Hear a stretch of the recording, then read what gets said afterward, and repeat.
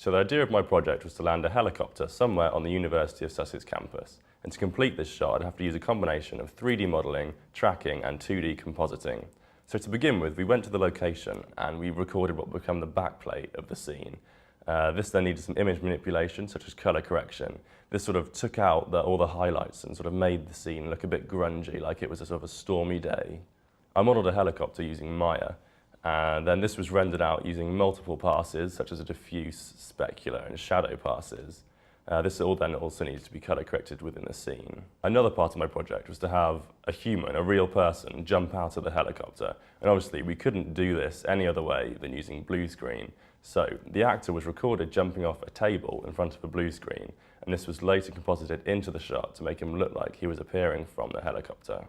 There were loads of leaves on the floor on the day of filming, and these weren't wanted within the scene. So to get rid of these, a new floor was created and it was just laid over the top. This was then colour corrected to make it match the scene.